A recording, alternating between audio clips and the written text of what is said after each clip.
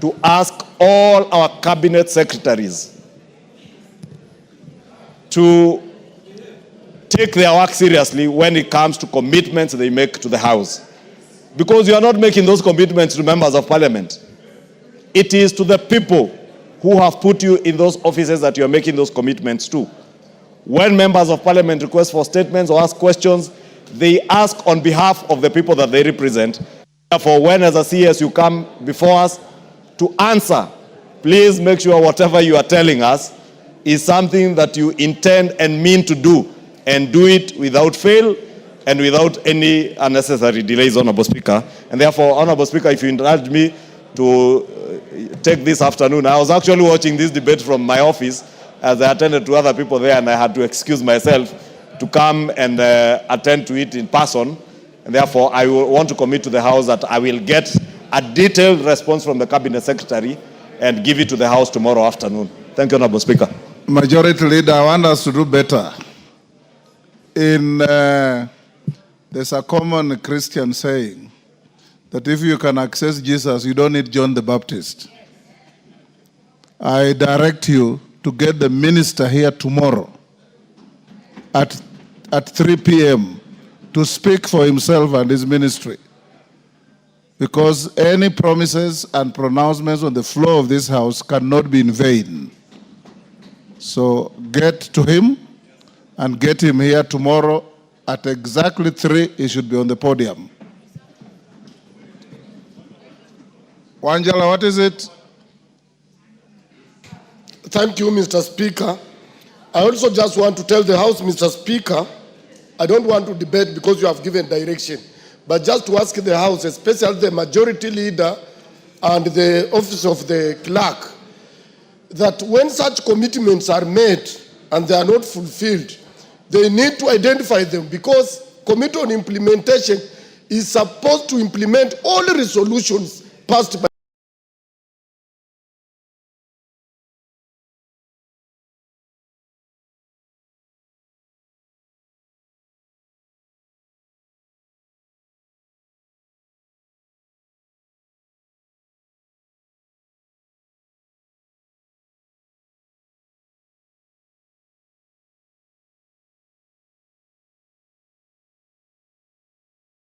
this House, and we have powers to... Yes, Minority Leader.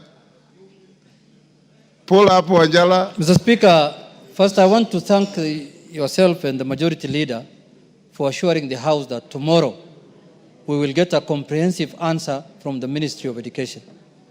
Mr. Speaker, there is a serious confusion in our country. And the confusion is that the executive has forgotten that they are answerable to Parliament. And this is where they are oversighted, and this is where they are held accountable, Mr. Speaker. Many of them think that they can do whatever they want, they can say whatever they want to say, and they will go scot-free, Mr. Speaker. Mr. Speaker, we are in this House, and we report to duty every week 4 times for purposes of oversighting the executive, Mr. Speaker. Mr. Speaker, I had a problem with that ministry. Recently, there was an audit report, Mr. Speaker, concerning that ministry. And the audit report was tabled here. And you committed it to a committee of the House. As the committee was looking into that audit report, I watched on TV the principal secretary of that ministry saying, we are going to amend that audit report. So I was wondering, have we changed the way we do things? Or we are in a new country? I thought we have to wait until the committee finishes their work, reports back to Parliament, and then it is here where you can amend any audit report, Mr. Speaker. Mr. Speaker, I was shocked, honestly, when I saw him speaking in the broad daylight to the public that we are going to amend that audit report. He has no powers to amend any report of any auditor's report, Mr. Speaker. He has to come and answer to Parliament why that audit query has been raised. He has no authority to amend anything in the Parliament. He has no authority to borrow from the Speaker's words. He has no authority to amend anything in Parliament, Mr. Speaker. So, Mr. Speaker, from that day, I realized that there is a problem in that ministry. Mr. Speaker, the PS has been going around and telling Kenyans that they are doing audit of schools for capitation. Mr. Speaker, you cannot take a whole year to audit how many schools you have and how many students you have in those schools, Mr. Speaker. The government has all the tools and the machinery to know in less than 24 hours how many students they have are there in this country, Mr. Speaker. This is a way to circumvent the budget that we have given to the ministry so that the schools don't receive their capitation, Mr. Speaker. Mr. Speaker, as a House, we have done our work. We have budgeted for the capitation fund. We have appropriated the funds. And now it's the responsibility of the executive to send that money, those monies to the schools, Mr. Speaker. If they have failed, then we have to take action as a House and bring their names here on the floor so that we can deal with them thoroughly, Mr. Speaker. So, Mr. Speaker, I want to conclude by saying there is a lot of incompetency I'm seeing here, and Parliament, if tomorrow Parliament does not get satisfactory answer, Honorable Majority Leader, Parliament will exercise their constitutional mandate and they know what to do, Mr. Speaker. Thank you. Honorable members, with issues on this, hold your horses to tomorrow. The minister will be here tomorrow at 3 o'clock, prompt. On the same issue? Yes, Wamboka. Thank you, Honorable Speaker, and I appreciate your ruling on this. I just want to bring to the notification of this House, Honorable Speaker, that the same PS that my able minority leader is talking about, he actually amended the budget of this House.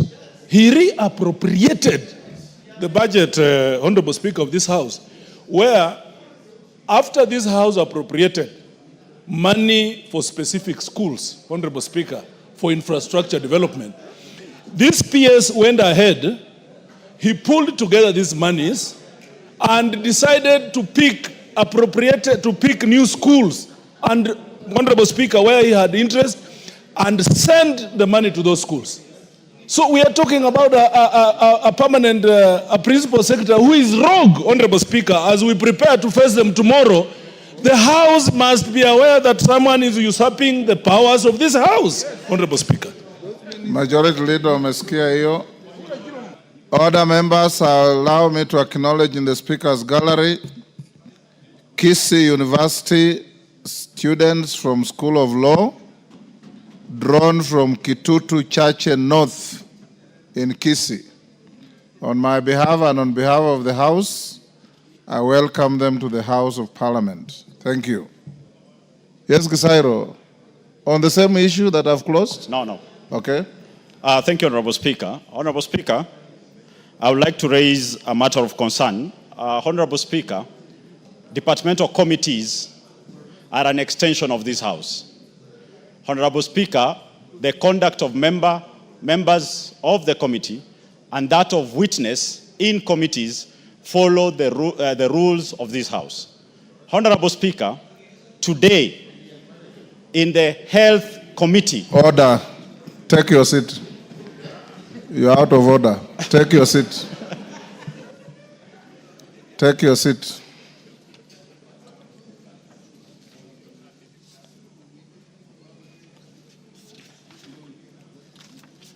We'll go to statements. Adan Wario.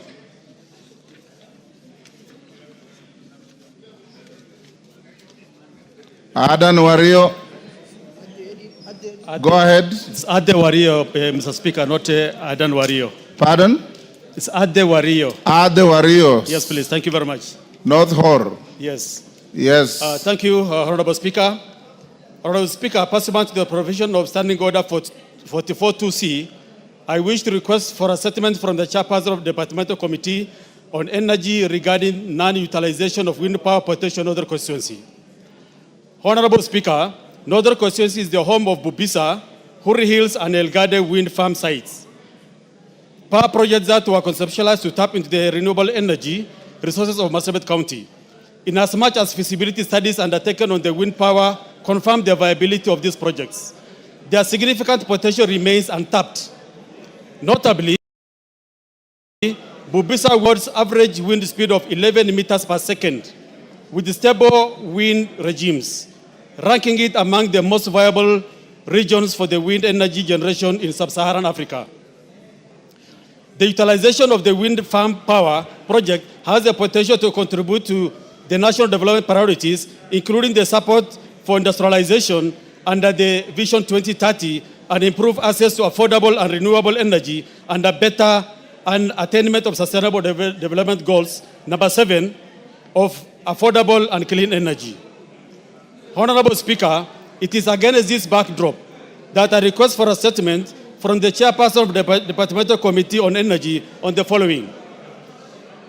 Plans in place to tap into wind power potential in Bubisa, Huri Hills, and Elgade wind power projects, including steps taken towards licensing and development of the projects. Measures being undertaken by the Minister of Energy and Petroleum to fast-track the implementation of a clear policy for harnessing the wind power potential in Northern constituency. And finally, specific timelines within which the ministry intends to allocate resources and commence development of wind power projects in Northern constituency. Thank you, Honorable Speaker. Thank you, Honorable Wario. Chair Energy. Chair Energy. Yes. Honorable Speaker, we ask to be given 2 weeks. Then we will be able to give an answer. 2 weeks will be on recess, 3 weeks. Thank you, Mr. Speaker. Okay. Peter Masara. Honorable Peter Masara.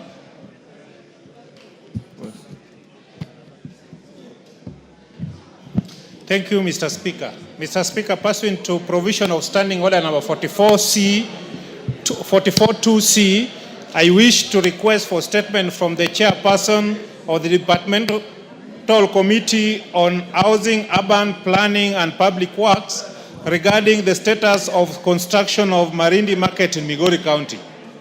Honorable Speaker, Suna Marindi Market is project by the Kenya National Highway Authority, KENA, as part of the Ahero Hispania Road upgrade.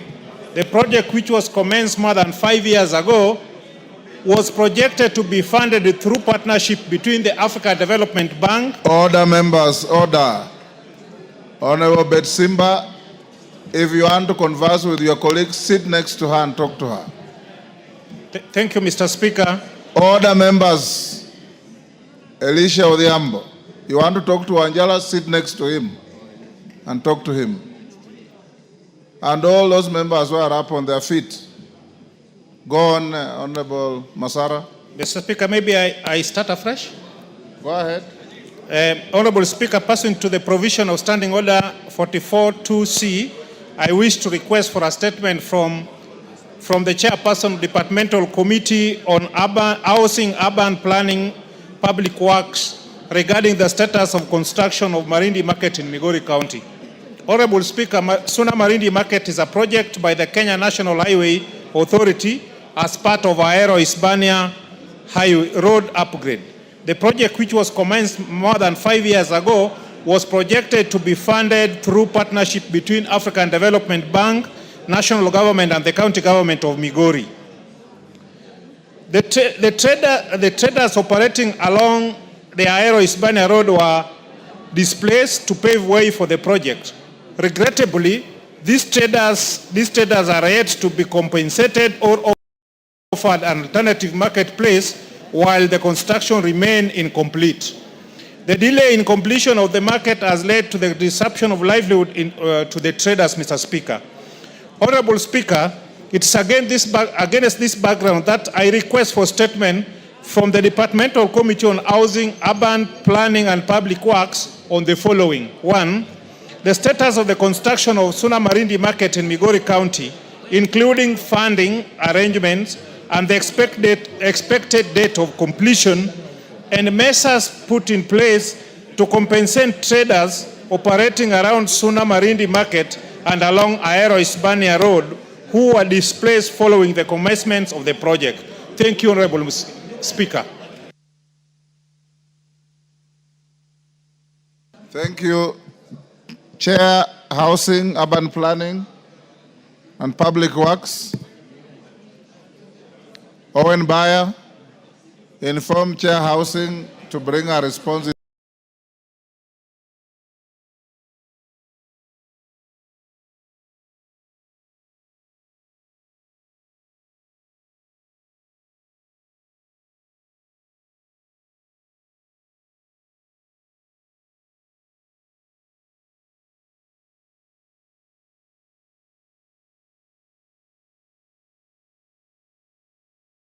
against this. Owen Bayer, inform Chair Housing to bring a response in 3 weeks. Harun. Okay, go ahead. Thank you, Speaker. Honorable Speaker, pursuant to the provisions of Standing Order 44.2c, I rise to request for a statement from the Chairperson of the Departmental Committee on Transport and Infrastructure regarding the safety of aircrafts operated by aviation training institutions in Kenya. Honorable Speaker, over the past 2 years, Kenya has experienced a disturbing increase in air accidents, many of them involving aircrafts from local flight training schools. Notably, in January 2025, a light aircraft identified as 5YCDC crash landed into a building in Malindi, resulting in the death of 3 civilians on the ground. In March 2025, a training aircraft from the Kenya Flying School crashed in Voi while attempting to land at Ikanga airstrip, leading to the death of the student pilot. Other incidents include the crash landing of aircraft 5Y FSA in a field near Ololtipis in November 2024 and aircraft 5Y PSG in Nairobi National Park in September 2024. Particularly devastating was a March 2024 mid-air collision involving a Safari Link Aviation Flight 53 and Cessna 172 operated by a flying school, which resulted in the death of both the student pilot and instructor. These accidents highlight the urgent need for enhanced oversight and safety measures within aviation training institutions. Honorable Speaker, it's against this background that I request for a statement from the Chairperson of the Departmental Committee on Transport and Infrastructure on the following. A report on the condition of light aircrafts utilized by the aviation training centers in the country, including the frequency and adequacy of inspections of both aircrafts and airstrips to safeguard student pilots and instructors. Measures to put in place by the Ministry of Roads and Transport to designate alternative training airstrips, particularly in open spaces which are clear of obstacle and away from dense urban settlements, and the steps being taken by the Ministry to review and strengthen policies, regulations, and legislations aimed at improving aviation safety standards in the country. I thank you, Honorable Speaker. Thank you, Harun. Chair, Transport and Infrastructure. Thank you, Mr. Speaker. We will respond when we come back from recess, Honorable Speaker. 3 weeks. 3 weeks. Responses. Is Leah Sangaire in the House? Leah Sangaire. Response deferred. Is Doris Donya in the House? Doris Donya? Yes, Fatuma, what are you saying? She has stepped out to the small room. You can guess. Francis Sigay, Chair, Trade, Industry and Cooperatives. Chair, Trade, Industry and Cooperatives. Shinali, isn't that you? Yes, yes. You have a response to Ambassador Sigay? It will be ready shortly, Speaker. Pardon? I'm not ready yet. You are not ready? Yes. Until when? Maybe if I've given a chance after 20 minutes. 20 minutes? Yeah. You know the House cannot sit and wait for you to be ready. Yeah.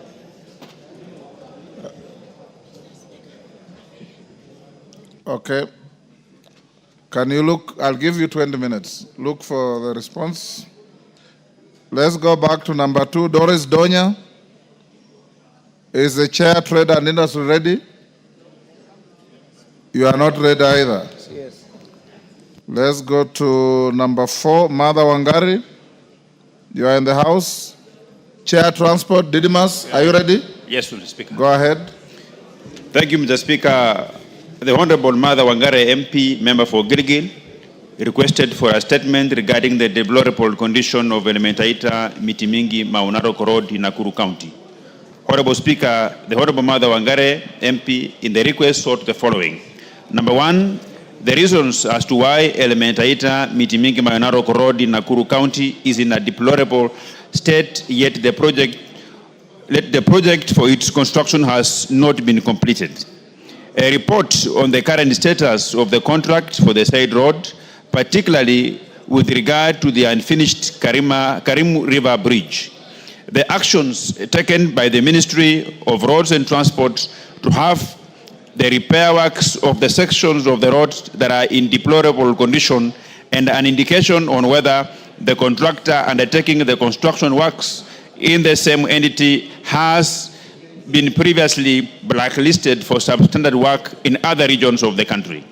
Honorable Speaker, the committee received a response from the Ministry of Roads and Transport on 9th October 2025, which I now wish to make as follows. That number one, the ministry is aware that the sections of the Elementaita Maunarok Road are in poor condition as a result of the contractor MS Nyoro Construction Company Limited having withdrawn from the site for a considerable amount of time. And that two, the ministry reported that the 23-kilometer Elementaita Maunarok Road project is 81% complete in regard to its overall progress. The project, which commenced in 2017, was originally intended for completion in 2019 after a 24-month construction period.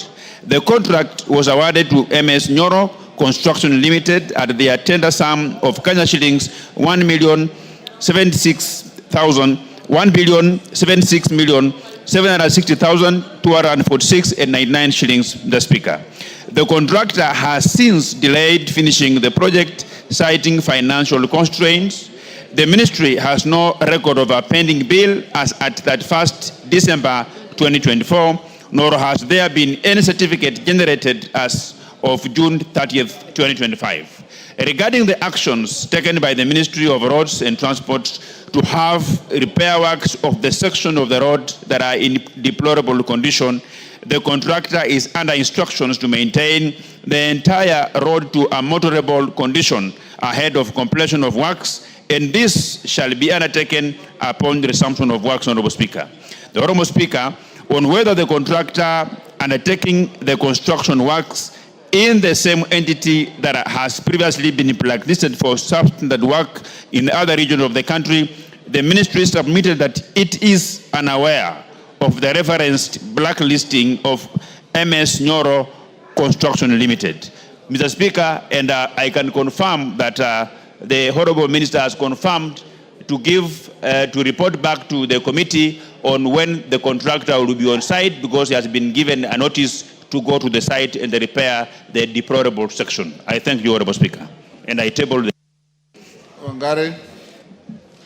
Thank you, Mr. Speaker. Mr. Speaker, sometimes I wonder if these statements take any time, as the CS is giving a statement, to go to the ground, Mr. Speaker. Mr. Speaker, this road has been under construction since 2017. It is now being said 81%. I dare say, Mr. Speaker, there is more potholes than any road that is existing, Mr. Speaker. And this road connects Njoro and Gilgil. If you're going to Masai Mara, if you're in Kikope, you just take a shortcut, and this road is very critical, Mr. Speaker. But my follow-up question, Mr. Speaker. First of all, this road is not 81%, at most 15%. If I put cumulatively the amount of lami on that road, Mr. Speaker, for the 24 kilometers. Secondly, Mr. Speaker, I am lucky to have been in this house since 11th Parliament. And I remember when I was in the Senate, this Nyoro contractor was actually flagged out by the Senate that time for blacklisting, because there were demonstrations in Muranga where he had roads, there were demonstrations in Nakuru, there were demonstrations in Nyanda and elsewhere, Mr. Speaker. So the ministry to say that they are not aware, they can check the Hansard in the 11th Parliament, Mr. Speaker. This contractor is notorious, and I dare say, Mr. Speaker, there is no work going on at all. And if the ministry says there is no pending bills for this road, has it all been paid? And what has it been paid for, Mr. Speaker? That clarification needs to come to the floor, Mr. Speaker. Yes, Didi. Honorable Chair, I am happy to report that... Which chair? I will be going for Masai Mara. Which chair are you addressing? Pardon? Honorable Speaker. Yes. I take your pardon. I I've just assured the member for Gilgil that I'll be going to Masai Mara this weekend, and I will personally drive along that road and undertake to bring a substantive answer when we come back from recess on the actual works done and when the contractor, Messrs. Nyoro, will be back on site, considering that the minister has said that they do not have any pending certificate, meaning the contractor was paid all the money as by the works done, and he needs to go back and complete the road section in accordance with the contract which is signed, Honorable Speaker. So I undertake to bring a substantive answer when we come back from the recess, and I will also ask the Honorable Mother Wangare before we come back to this house to ensure that whatever the minister will give us is satisfactory in accordance to the expectation of the member for Gilgil, who she's a very hardworking member of Parliament, Honorable Speaker. I undertake, Honorable Speaker. Yes, Majority Leader. Honorable Speaker, I just wanted to add a word to the Vice Chair of the Transport Committee to probably consider pushing the ministry to get that particular contractor, because Nyoro Construction Company, since the Moi days, are known not to complete any road projects. And why the ministry continues to award contracts to contractors who don't perform is not understandable. Probably to ask the Vice Chair, if this contractor is not able to complete that road, to get the ministry to push that contractor to assign that road to a contractor who will be able to perform. Because it is not fair that other contractors have been paid their pending bills and are back to the roads, and some are yet to.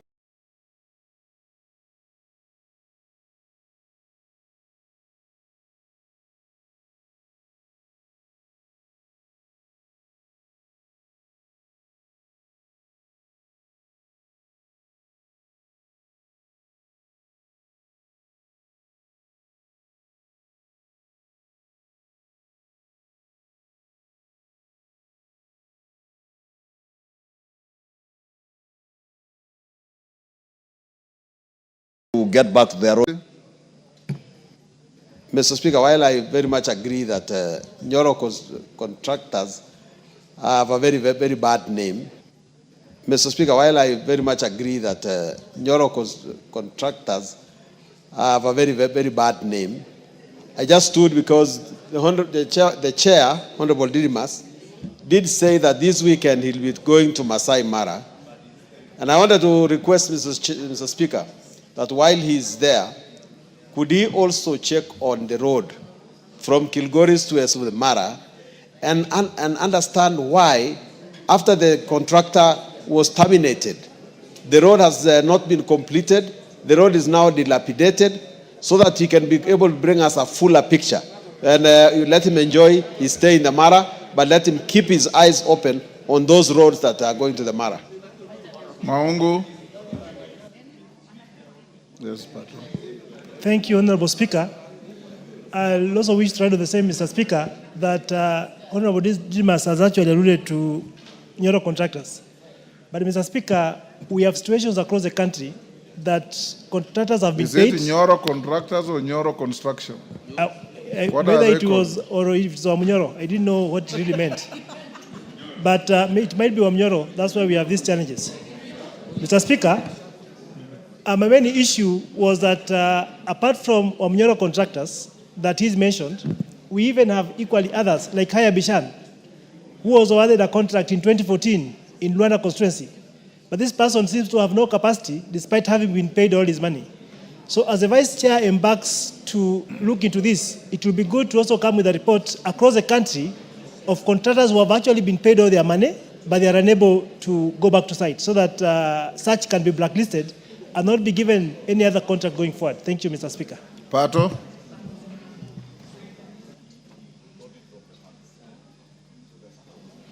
Thank you, Speaker. Speaker relies on the same issue because, Speaker, we have contractors in this country who were given loans and they closed shop a long time ago. In my constituency, I have a contractor called Westbuilt. Westbuilt closed the company and they stopped construction works. but he still owns projects in my constituency, like the Chuka University Accessway. So every budget we allocate money for that road, it can't be paid because he closed the shop. So the money goes back to Treasury. So since I came to this parliament, we have been allocating money to that road. And why the ministry does not cancel that contract and give to somebody else still remains a wonder to me. The same thing with the Chogoria-Weru Road in Tharaka-Nithi. Chogoria-Weru Road now is with the third or fourth contractor. And I wonder where the ministry gets these briefcase contractors from, because every contractor reports to Chogoria-Weru, brings 2 tractors and 2 lorries, 3 months, the contract is cancelled, it's given to another contractor. And this project has continued to shame the government, while the government is so committed to finishing that road. So, Speaker, I'm requesting that for Chogoria-Weru and for the Chuka University Accessway, those contracts be cancelled and be given to other contractors who have capacity to finish those works. Thank you, Speaker. Yes, can we end here on this? Yes, Daud, what is it? Which side? Thank you, Mr. Speaker. Thank you, Mr. Speaker. Mr. Speaker, I'm in the Transport Committee and I would want the Vice Chair to call this Nyoro construction to our committee so that we can get to the bottom. But Mr. Speaker, we've got Nyoro construction together with 888 construction. These 2 contractors are notorious because in Meru, it took them 8 years to do only less than a kilometer of road. And by the time they were finished, it was a bumpy road which you could not even drive on. So, Mr. Speaker, we need to get to the bottom of this as the Transport Committee. Thank you, Mr. Speaker. Yes, Murugara. Thank you very much, Honorable Speaker. Honorable Speaker, something else that puzzles is that we are assured by the Minister of Roads that most of these contractors have actually been paid and that they should have resumed the work. But also going to those contractors, some of them would confess that what they were paid was actually minimal and therefore they are not able to do much even where they resume the construction of the roads.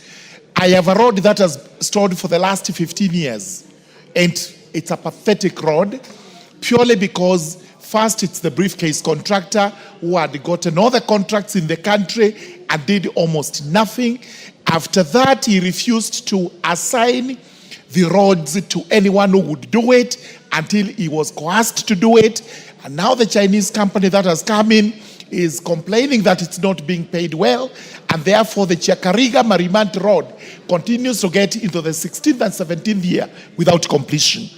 I have now seen a re-advertisement that is supposed to be redone afresh. And that makes me to get curious as to who is going to do it and where the funds would come from, unless a full disclosure is made by the Ministry of Roads that we must actually take the work of these roads very seriously. Not to go around in circles and we have roads pending for the last 15, 16 or 17 years. And I've given an example of the Chakariga-Marimanti-Katunga Road, which must now be completed at all costs because even the citizens themselves, they are concerned as to whether we are serious in trying to build this road or we are just there to show people that something is happening when actually there is nothing much happening. The Minister of Roads must take it up very seriously.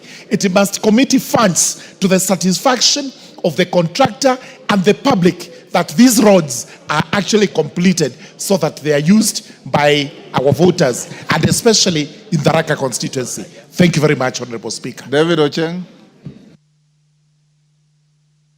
Mr. Speaker, sometimes I wonder whether we just advertise roads to make our people happy or we intend to do them. Because, Mr. Speaker, the picture painted in Chogoria and in Gilgil and other parts of the country is the same everywhere. In Ugenya-Guda Road that was advertised in 2021, Mr. Speaker, 6 years now, we only have 2 kilometers of tarmac in 6 years. And the contractor is on the road. There's been money there. We go to ask whether he's owed any money, he's not owed any money. So the Ministry of Transport, in my opinion, Mr. Speaker, must start dealing with not just contractors, but he must also check in the ministry itself, be it Kera or Kura or Kenha. The engineers that keep approving these people to continue being on those roads, how can a contractor be on the road for 12 years, 8 years, 6 years, and only 1 kilometer is done, Mr. Speaker. And when you go to the BOQs, if you go to check how much money is spent, so much of that money goes back for supervision, for evaluation. So much money is going back to government engineers who earn salaries but still earn monies in those constructions going on. Mr. Speaker, I believe that as Parliament, we must discipline especially the way we manage road construction in the country. Not just tendering the process, but how we manage the whole process. Because how does a 12-kilometer road take 10 years to build? How do you build a road 1 kilometer per year, yet the contractor has equipment in the site, is being paid for redundant equipment, as long as there's equipment on the site, the guy gets being paid every now and then, interest keep accruing, so the money that should be used for building roads, we keep on paying contractors for interest that they will not earn, Mr. Speaker. We as Parliament must discipline the road construction exercise in this country, Mr. Speaker. Thank you. As you've heard all those concerns. Yes, Mr. Thank you, Mr. Speaker. I have taken note of all the concerns for members, and I undertake to get much more deeper into this matter in terms of understanding why this contract has taken so long, and in the event that the contractor has deserted site, what step that the ministry is going to take to ensure that the contractor is kicked out and the remainder of the road is actually repaired under his cost, so that we don't have a scenario where Kenyans lose their money and the people of Gilgil continue to suffer because of the behavior of this particular contractor, Honorable Speaker. And I also want to go and to the archives and retrieve the notice that has cited this contractor, and we can renew it to ensure that this contractor should not be given any work again in the country, because it seems to be a conduit where Kenyans are losing money, Honorable Speaker. So I undertake to come back before this House when we come back from recess with a substantive answer that I'm sure the Honorable Member will be satisfied. I thank you, Honorable Speaker. Thank you. We'll release the matter in the first week after recess. Ambassador Sigei, you're in the House. Shinale, are you ready now? Okay. Respond to Ambassador Sigei's. Thank you, Honorable Speaker. Honorable Speaker, I want to give a response to a follow-up response to the statement by Honorable Ambassador Francis Sigei, MP, member for Sotik constituency, on the status of the new cooperative criminalist Sotik factory. Honorable Speaker, I thank you for the opportunity to present a follow-up response by the Departmental Committee on Trade, Industry and Cooperatives regarding the status of upgraded new KCC Sotik factory. This detailed response follows further consultation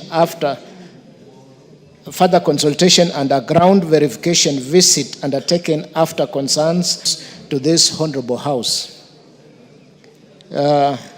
Honorable Speaker, about modernization progress, Honorable Speaker, the committee affirms that the modernization of the new KCC Sotik factory has been successfully undertaken between financial year 2016-17 and 2020-2021.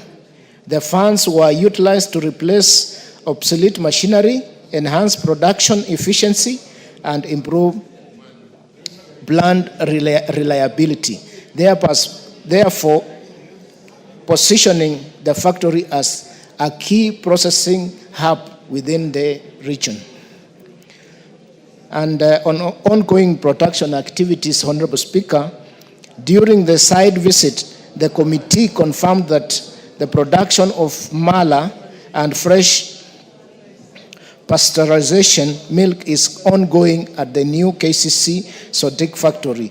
This clarification addresses earlier uncertainty and affirms that the facility is fully operational, contributing to value addition within the dairy sector. Mr. Speaker, on the enhanced processing capacity, following modernization, the new KCC total national processing capacity has increased from 300,000 liters per day to 875,000 liters, with the Sotik contributing an additional 100,000 liters per day.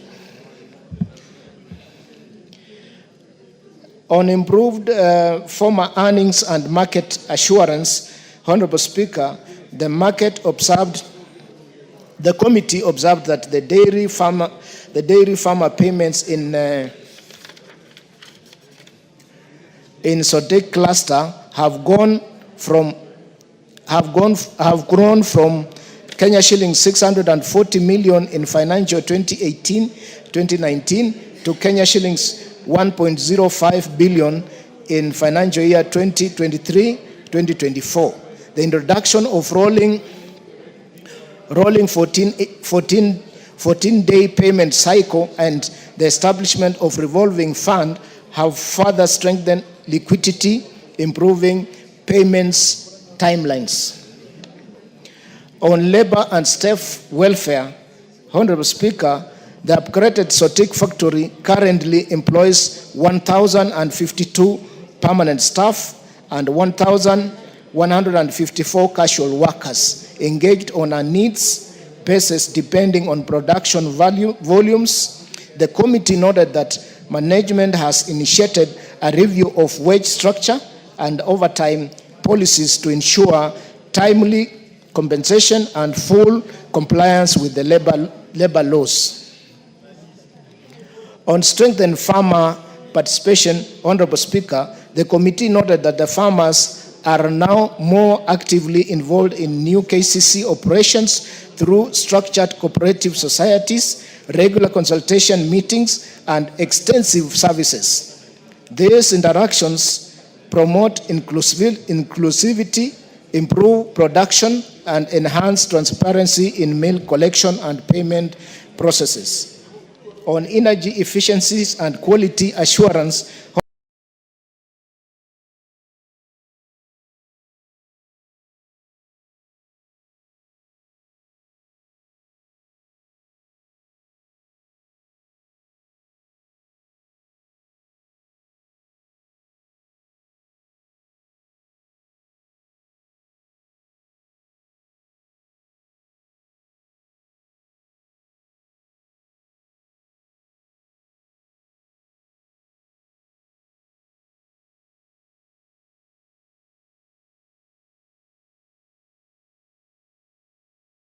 Honorable Speaker, the committee notes that the factory has invested in its welfare.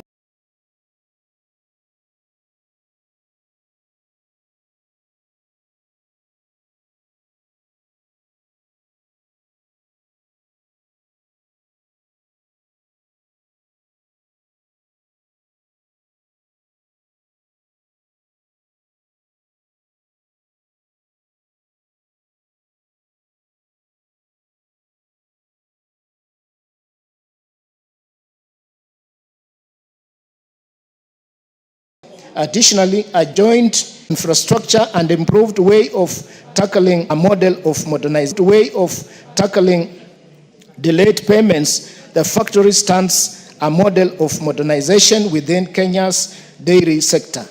The committee will continue to exercise its oversight mandate to ensure the sustained success and replication of these gains across other new KCC facilities. Honorable Speaker, in the presence of the committee visit, Mr. Speaker, Honorable Ambassador Sigei MP was present. Thank you. Sigei. Thank you, Mr. Speaker, for giving me this opportunity to respond to the statement given by the chair. Mr. Speaker, first of all, I want to thank you because it was you who made the direction that this committee goes to Sotik. Mr. Speaker, that was a great move. Mr. Speaker, the committee came to Sotik under the chairmanship of Marianne Keitany. And Mr. Speaker, I want to thank the committee because they did a wonderful job. Mr. Speaker, coming to Sotik alone and listening to our farmers was enough to raise their morale. But, Mr. Speaker, I also want to say that the chair has answered many questions. And I was impressed by the language, Mr. Speaker. The language is very good, but beneath the language, beneath that statement, Mr. Speaker, there are a lot of issues, a lot of missing gaps. Mr. Speaker, one, Mr. Speaker, is about the price of milk in Sotik. If you look at that statement, Mr. Speaker, he has not given us the cost price. What is the price of a liter? And Mr. Speaker, Ambassador Segei, ask him questions. I'm asking Mr. Speaker that the price of milk in Sotik is less than 35 shillings.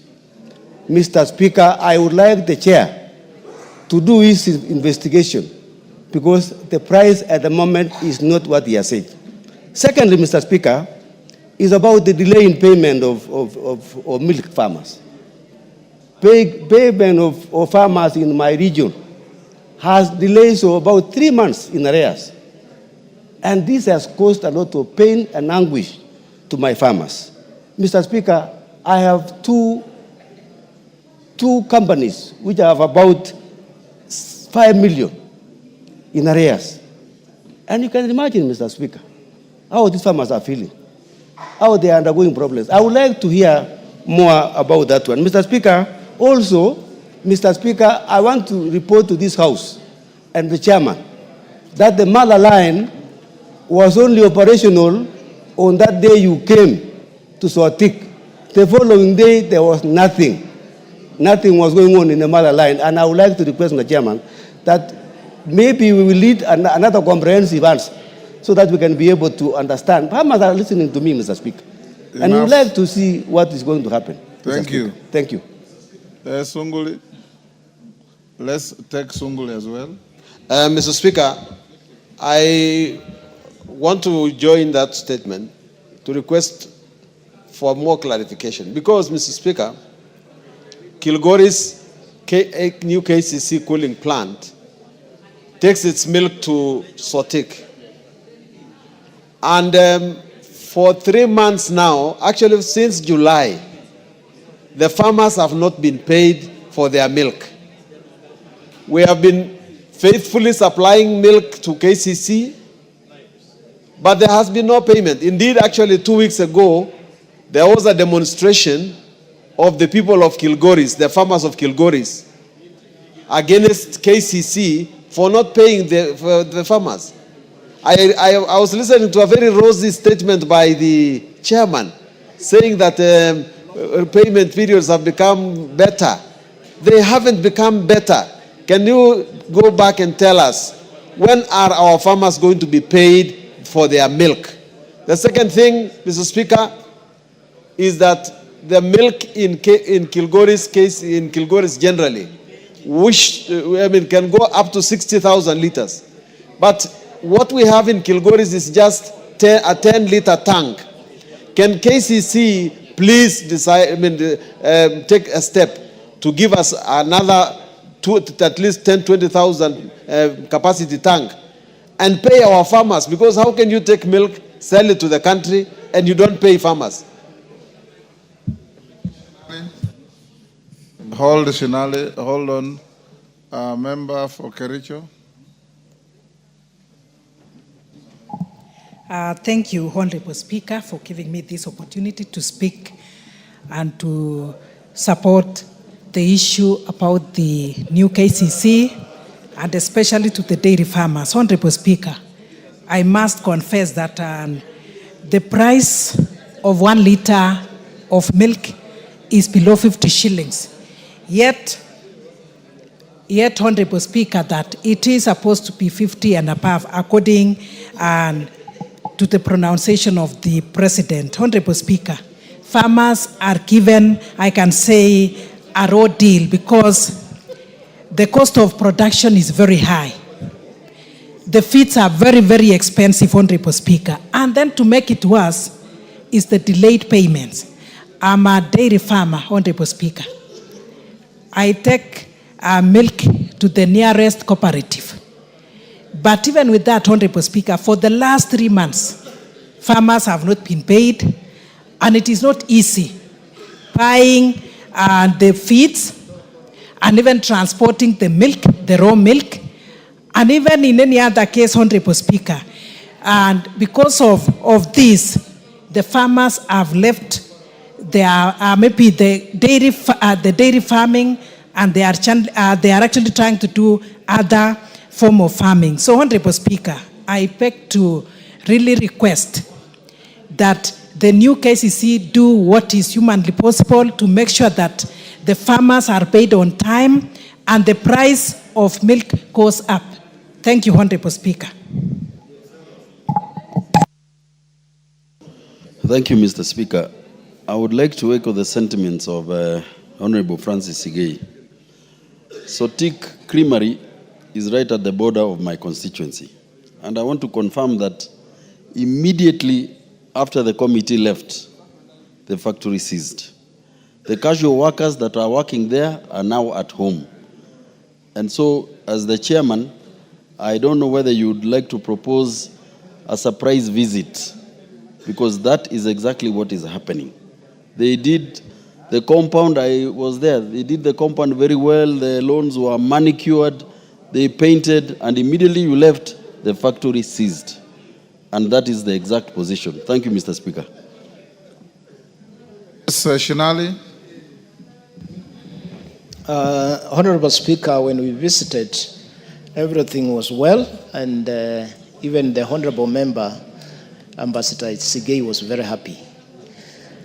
If there are other happenings that have occurred after we left as a committee, we want to commit that we shall make sure that we do our work as oversight and make sure the people of Sotik and its environment, especially the farmers who supply milk, are happy and the factory is up and running. Because the government has invested a lot of money, Honorable Speaker, in milk factories, and they have been modernized. They should be working. On the issue of delayed payments, Honorable Speaker, we've shared also with the minister concerned, and we have asked them, either through the budgetary allocations or they look for other ways so that they make sure members of the cooperative that supplies milk to our factories are paid on time. We shall make a follow-up and report back, Honorable Speaker, in this House, on the issue of delayed payment by new KCC as a whole in the country. Thank you. Is it true that the factory was stage managed to be working, and as soon as your committee left, it went off?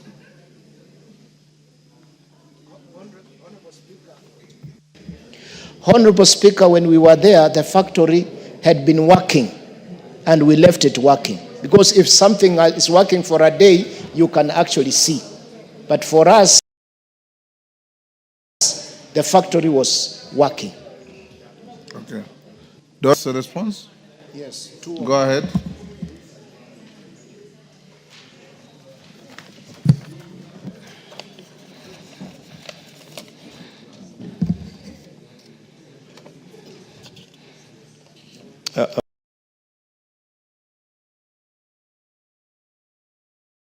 Honorable Speaker, thank you. I wish to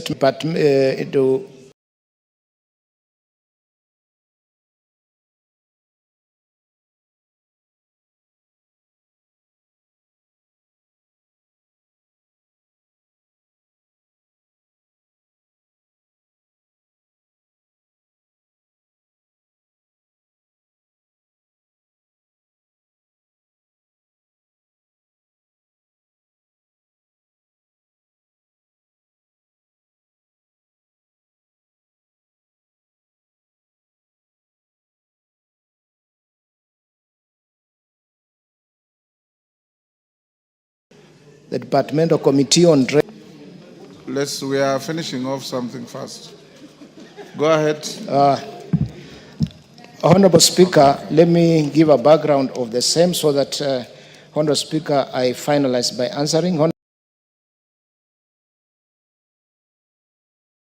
Speaker, in 1974, teachers from the present-day Kisii and Nyamira counties began contributing Kenya shillings 20 monthly towards the establishment of the Kusi Mwalimu Investment Company Limited, which was formally incorporated in 1982. The company aimed to promote collective investment and economic empowerment among teachers in the region. In 1989, Kumiko secured a loan of Kenya shillings 6 million from Ken India Insurance Company Limited to purchase approximately 26,000 acres of land in Rumuruti, Laikipia County, intended for subdivision and allocation to members. However, due to financial challenges, the company defaulted on loan repayment and the amount accumulated interest, rising to Kenya shillings 8 million. As a result, Ken India Assurance issued a notice of intention to auction the company's key assets in Kisii town, namely Mwalimu House and the Mwalimu International Hotel. To avert the action, a series of consultative meetings were convened between the Kenya National Union of Teachers, NAT, the Kumiko Board of Directors, and other stakeholders. It was agreed that the Kusi Mwalimu Sacco would become the majority shareholder by purchasing 400,000 shares in Kumiko at the Kenya shillings 20 shillings per share, amounting to Kenya shillings 8 million. The proceeds were applied directly to clear the Ken India loan, thereby safeguarding the company's properties at the time. Kumiko had 8,260 shareholders, each holding approximately 88 shares. Following this arrangement, the then board of directors of Kumiko voluntarily resigned and transferred management of the company to the management committee of Kusi Mwalimu Sacco under the facilitation of NAT. The process was subsequently affirmed through judicial rulings, including A, miscellaneous civil application of number 2 of 2017 in Kasmil Lucas Nyang'au and others versus Kusi Mwalimu Sacco Limited and Attorney General, and the B, Environment and Land Case number 497 of 2014 versus Kusi Mwalimu Investments Company Limited and Kusi Mwalimu Sacco Society. Honorable Speaker, this ruling confirmed that the procedures undertaken were transparent, lawful, and consistent with the relevant legal frameworks. In the company's annual general meeting held on 27th August 1999 and attended by 4,200 shareholders representing more than 50% of the membership, members unanimously resolved to voluntarily and wind up Kumiko and transfer all properties, including Mwalimu House and the Mwalimu International Hotel, to Kusi Mwalimu Sacco at market valuation. All properties were professionally valued, transferred at fair market rates, and fully paid for by the Sacco.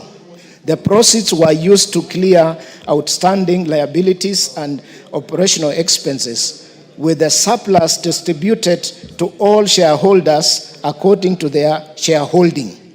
The liquidation process was supervised by Mr. Edward Ongiti, liquidator, assisted by Mr. Alfazat Mukikoyo, legal counsel. Despite the lawful completion of the process, a section of former shareholders later expressed dissatisfaction and filed petitions in court challenging the legality of the assets transfer and the procedures followed during the company's winding up. If I went, Mr. Speaker, let me move directly to the response, specific response to issues raised by Honorable Doris Ndone. Number one, she raised a request for forensic audit in the transaction involving Comico properties and assets. Honorable Speaker, based on the information available, the processes involving Comico's property and assets appear to have been initiated and conducted transparently, with the resolutions passed by the members and confirmed through judicial proceedings. Therefore, at this stage, there does not appear to be sufficient justification to warrant a forensic audit. However, should a forensic audit be deemed necessary, it will fall under the mandate of the Registrar of Companies, as the companies was liquidated under the provisions of the Companies Act. Secondly, Honorable Speaker,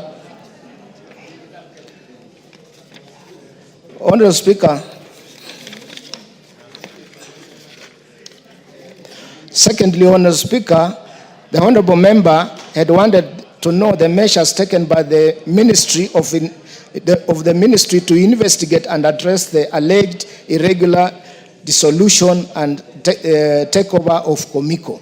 Honorable Speaker, as indicated in A above, Comico was registered and subsequently liquidated in accordance with the Companies Act. As such, any action regarding the dissolution, including investigation or review, falls within the jurisdiction of the Registrar of Companies and not this ministry.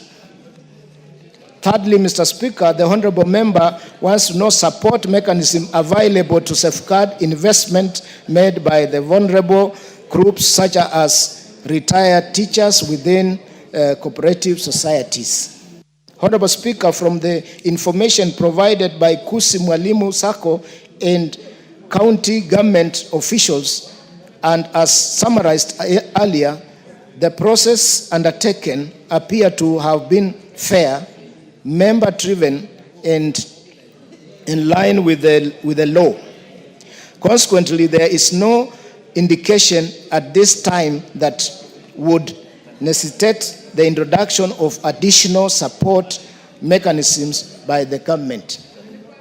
And lastly, Honorable Speaker, therefore, the legal and administrative recourse of affected retirees seeking restitution of compensation. Honorable Speaker, should any legal administration redress be considered necessary, it is advisable that such matters be directed to the appropriate authorities, including the Registrar of Companies or the judiciary, as the mandate does not lie within this ministry. Thank you, Honorable Speaker. Donya. Thank you, Mr. Speaker. I'm very satisfied with what has been issued because I had a communication with the officials and they said they will go the plan B. I appreciate so much. Again, Mr. Speaker, kindly, I had made a statement to the Committee of Finance and National Planning on the unspent funds of NGAF, Kisii County, 2023-2024. I did it 3 months ago. Until today, they have not given their response, Mr. Speaker, and it is very urgent. It is not listed. Clerk, you can list that for Thursday. Oh, thank you.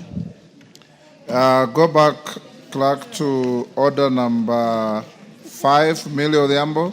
Call out first.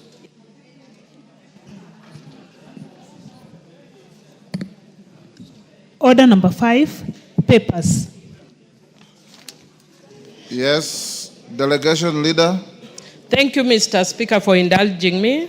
Honorable Speaker, I beg to give notice of the following motion. Apologize to the House for coming late. I do apologize, Honorable Speaker, for coming late. Thank you. I was involved in issues of my constituency. Go ahead. Mr. Speaker, I beg to give notice of the following motion. No, lay the paper first. We are at order.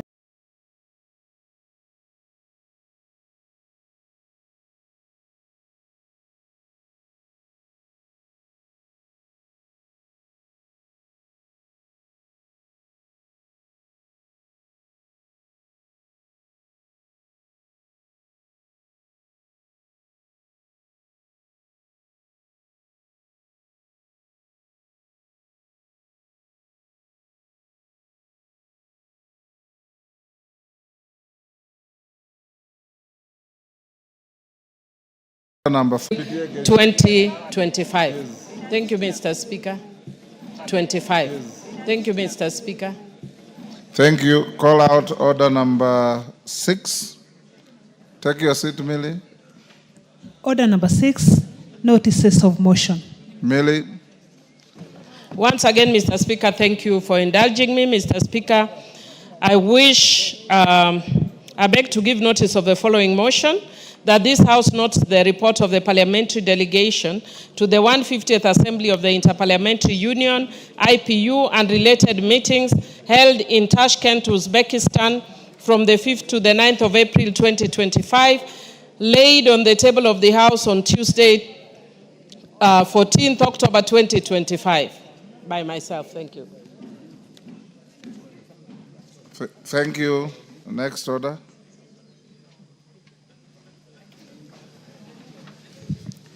Order number 8, motion, consideration of reports of the East African Legislative Assembly for the 4th meeting of the 2nd session of the 5th Assembly. Resumption of debate. Carrier, you have a balance of 2 minutes. Mr. Speaker, the record is correct. I was on the floor when the House adjourned, and I was debating this report that had been laid by the Honorable Wanjiko Moher. And Mr. Speaker, I had said that even if we are receiving this raft of reports from the Committee on Integration, we have to go to the foundational matters, Mr. Speaker. That the division that we see in Africa today is not because of Africans choosing in their own accord to be a divided nation. We all know how powerful Africa would be if it presented as a continent, one voice, one people, one market, pushing one agenda. However, Mr. Speaker, the indignity that Africa has suffered under 500 years of slavery, under 100 years of colonization, and even in the interference since with the neo-colonialism that succeeded colonialism, Mr. Speaker, this is a business that can only be taken up by Africans. It is this generation, Mr. Speaker, that will have to answer the question that has been the perennial question. Does Africa look east or does Africa look west? And our generation, Mr. Speaker, must stand up and say that it is time for Africa to look within. If we look within then, Mr. Speaker, we shall be able to carry on the principle of the bigger brother, even as nations like Kenya, Mr. Speaker. Because we are told, Mr. Speaker, that if you are not going to be your brother's keeper, at least do not be the executor of your brother. The East African nations will have to come together and assess critically their abilities as nations, so that if there is a problem, Mr. Speaker, in the submission of the monies and the rates that a country should be submitting, then the new format can be decided on by the East African Legislative Assembly, and as such, we shall move on to build a stronger, better, united East African community. Mr. Speaker, I thank you for the opportunity. Thank you. Irene Mayaka. Thank you, Honorable Speaker, for the opportunity to also make my remarks on this particular report. This is your report, is it? Yes, it's my report. Your committee? Yes. Who moved it? It was moved by Honorable Wanjiko Moher. Okay. Yes, because I was not present. Go ahead. Honorable Speaker, this particular report is a combination of the different reports that we received from the East African Parliament that has a record of the budget reports, and as well as some of the deliberations that we had on matters Parliamentary Alliance for Food Security. Honorable Speaker, we have a couple of challenges that we were identified while we were looking at these reports with the Ministry of EAC. And one of them, and just to speak to what Honorable KJ has said, it is the matter of the fact that the EAC and the YALA does not feel adequately financed. Honorable Speaker, we also have the issue of the fact that some of the EAC members and countries are not actually committed to their contributions. We have instances where some countries have not even made any contribution. And Honorable Speaker, for countries like our own Kenya, that has been very diligent in terms of the contribution, it makes the work of the EAC to become very difficult. Because as we speak right now, we have a deficit of an arrears of USD 59 million, therefore affecting the operations of the EAC. Some of the institutions that are actually affected are the East African Court of Justice, the Legislative Assembly, the Civil Aviation Authority, and the Kiswahili Commission. And Honorable Speaker, because of the funding gaps that these have experienced, they're not able to actually perform their duties well. Honorable Speaker, we also have budget execution bottlenecks that are costing the EAC-funded communities, and especially the different institutions. And this is again because of the slow rate of contribution by some of the partner states. Honorable Speaker, we also have governance and accountability lapses, and as a committee we have made very stringent recommendation on disciplinary action on some of the culprits who have been seen not to be following the agreed upon standards of financing, especially for the budget management system that we do have. Honorable Speaker, looking at the committee recommendations, one of the things that we're really recommending as a committee is a round table engagement between the YALA budget, the YALA budget committee and the regional integrated committees from all the partner states, because we need to get into a conversation for us to be able to actually look at all the issues that we do have within the EAC and see whether or not we can be able to make this work. Because, Honorable Speaker, it does not make sense for us to have an EAC organ, to have EAC institutions. If these institutions are not even well funded, these institutions are not being given priority from the partner states, it does not make work easy for the institutions at all. Honorable Speaker, I also want to bring to the attention of this House the issue of the EAC treaty to incorporate provisions of the Public Finance Management Act. Again, this is a recommendation from our committee that we'd like to ensure that this is done as soon as possible. Honorable Speaker, there is also the matter that we discussed in this particular report that is of very significance, and that is the issue of the East African Parliamentary Alliance for Food Security and Nutrition.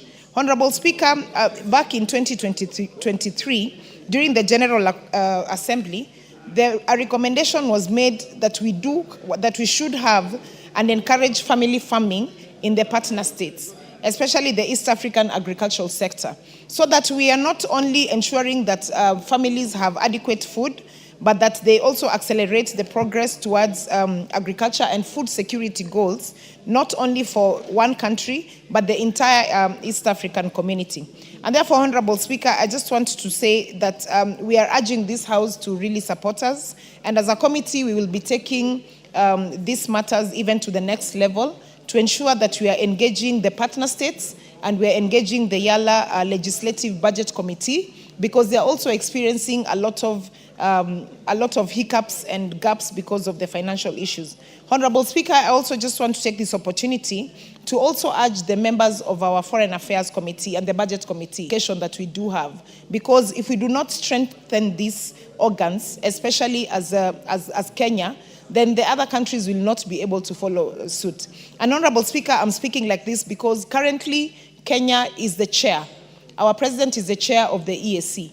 And before we get to the summit on the 26th of November, in Mombasa, where he hands over his chairmanship to the next country. We really want as a country to show that we can be able to put in place specific action plans that will assist the EAC community. With those few remarks, I submit. Very well, honorable members, I'm not sure if those logged in are for this motion. Honorable member for Navaholo, are you here? Not. I'll give honorable member for Kitui Central, Dr. Makali Mulu. Yeah, thank you so much, Honorable Speaker. Honorable Speaker, I want to support this motion, Honorable Speaker, on issues East Africa, Honorable Speaker. This motion was moved last week, Honorable Speaker, and it raises fundamental issues relating to the East African community, Honorable Speaker. Honorable Speaker, being a member of the Regional Integration Committee, there are a number of issues we are grappling with as a committee, and this report really touches on some of those issues. The first one, Honorable Speaker, is the issue of the budgets, the financing of the Commission, Honorable Speaker. Honorable Speaker, the member countries are facing serious challenges in terms of paying their subscription to the Commission, Honorable Speaker. And as a result of this issue of inadequate budgets, Honorable Speaker, a number of our planned programs and activities are not able to be undertaken, Honorable Speaker. We've been asking ourselves, what can we do as a committee to support this East Africa community, Honorable Speaker? We have been thinking about 2 or 3 issues, Honorable Speaker.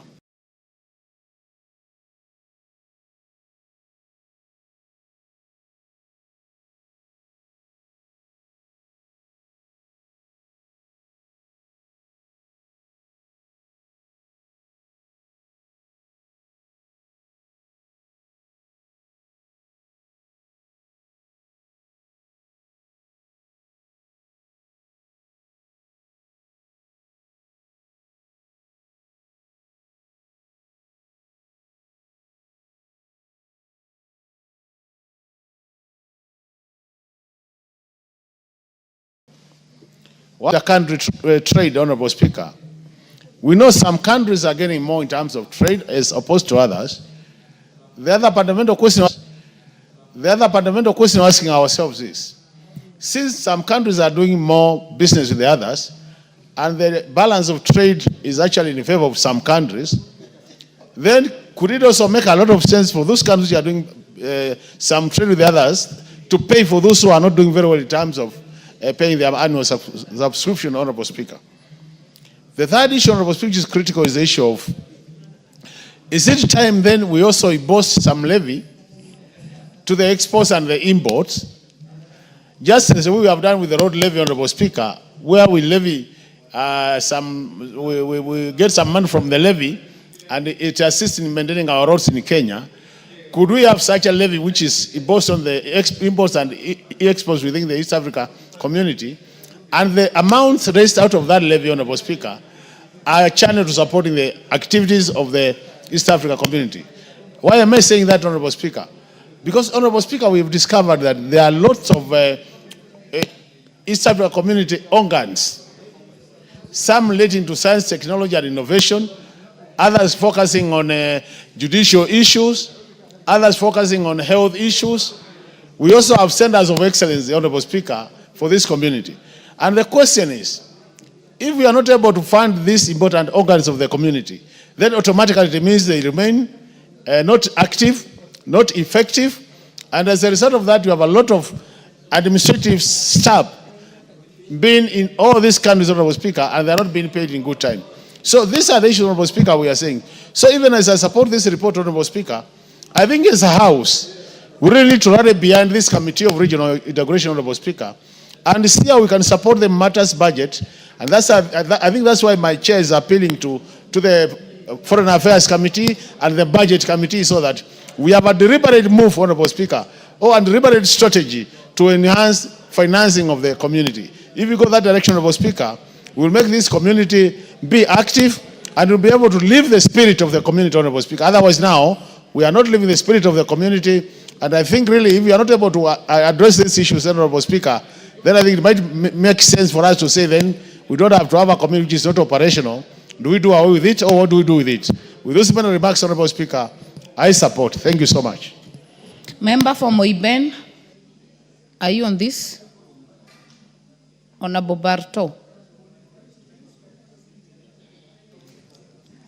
Madam Speaker, no, not really. I wanted to speak Very on an earlier well. matter. Honorable Member for Mukurweini. Thank you, Honorable Speaker, very much for this opportunity. Honorable Speaker, I have a big problem with the EAC as a community.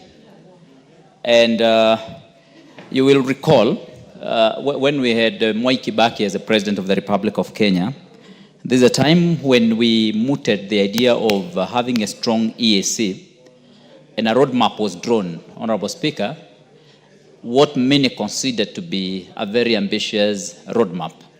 Timelines were well laid out, and what was supposed to be achieved in a couple of years was full integration, whereby the East African communities would come together and have some kind of integration, not only economically, but also politically, and also infrastructure-wise. But if you look at how we have progressed, we seem to have achieved only one issue, whereby we have an East African passport as members of East Africa community.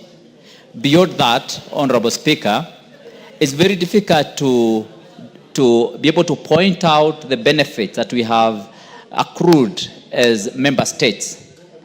I dare say it's probably more beneficial whereby we have bilateral relations between East Africa countries, two at a time, rather than when we are having this multilateral engagement as an economic bloc.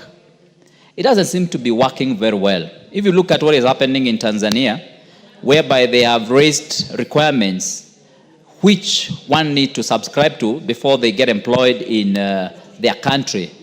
Honorable Speaker, that negates the very essence of having this EAC protocol.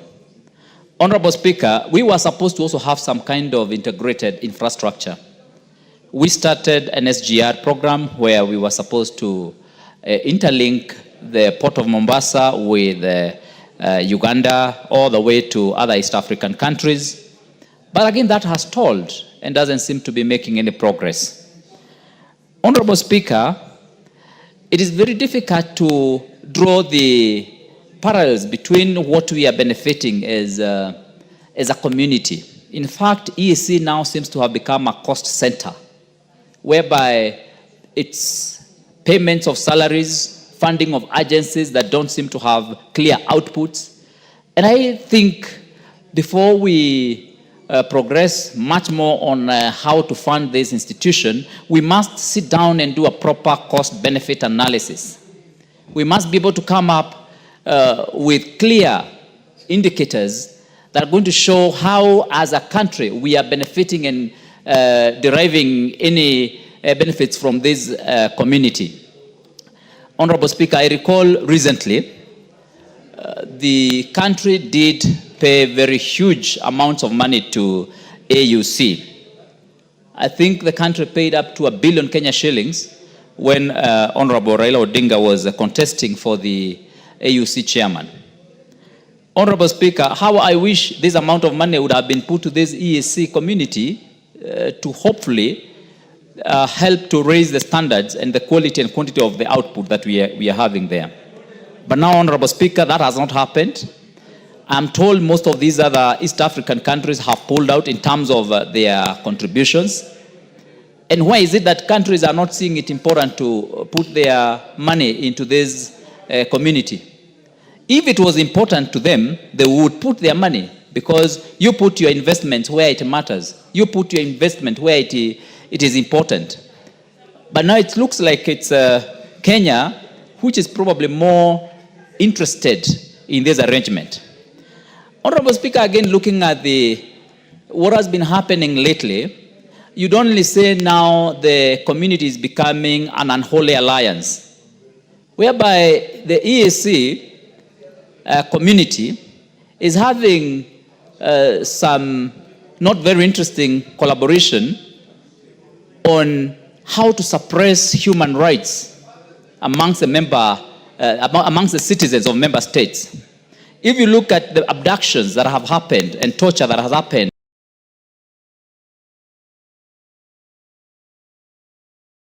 in our neighboring countries, Uganda, Honorable Chair, you realize that we are in a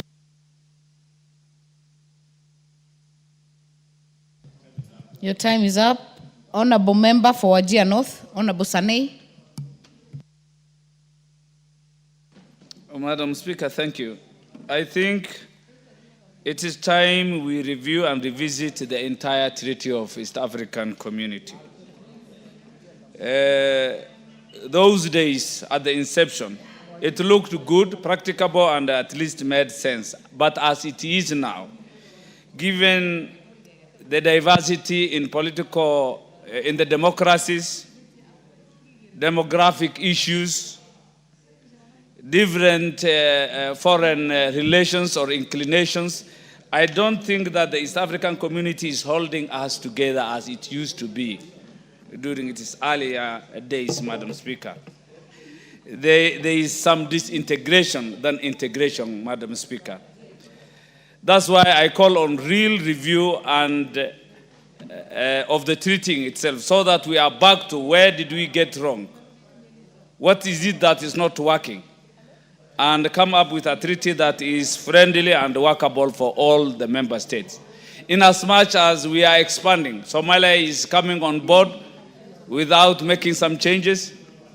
You see, I think each country has its own value system. And when you bring on board other member states, then there is the need to review the treaty in itself, Madam Speaker. There are concerns from the report that members do not give their contributions. One case that was seriously noted is the state of Congo. There must be reason why Congo is not contributing. There are political issues. There might be issues of stability. Congo has not been doing well politically also. So we must ask ourselves, why is Congo really not concerned to this block of being East African states? Unless we address the issues, the problems, then the Secretariat or whatever, the East African community may not be functional as we expect. There are even delayed contributions for those who are paying at their own whims without regard to timelines. And when you don't pay on time, you will affect so many things: the operations of the community, staffing issues, developmental issues. I mean, there shall be no plans of the East African community that works if these contributions are not paid on time, Madam Speaker. There has been serious accountability and transparency issues. It is clear to read from the report that the East African community, the community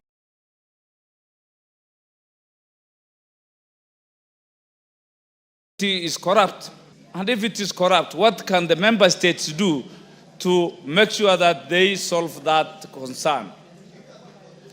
They are not getting money, and the few they get belatedly are not spent prudently. So what can the community do to such concerns or observations of unaccountability, corruption, and lack of transparency? Then there is the concern of equal contribution by member states. It makes sense for member states to contribute equally so that they find themselves in equal footing in terms of power and negotiation. But in some levels, you will also realize if you will see some countries contributing more than the other, then we will be inculcating the aspect of, that big brother syndrome. The case of United Nations, where US calls the shots because they are the ones giving 70% of the budget. I think we need to rethink, to relook on what model is best that countries should contribute.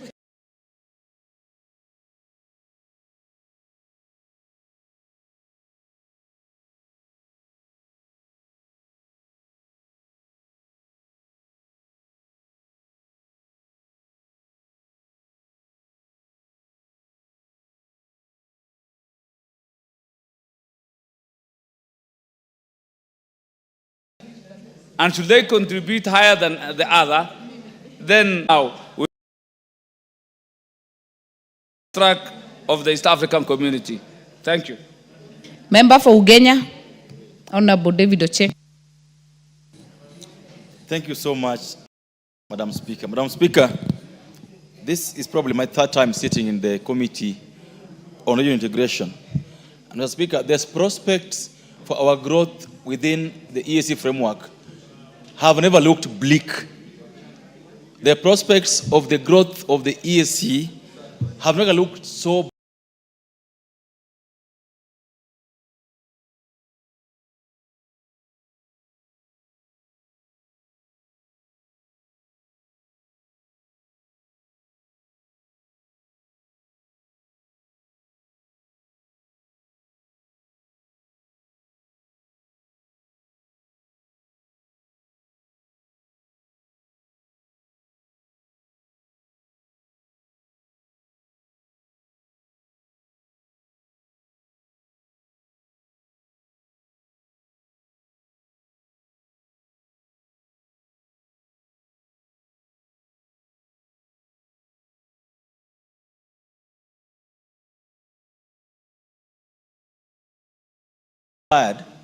in my earlier life, Madam Speaker, before I came to Parliament, very proper regional organization, Madam Speaker.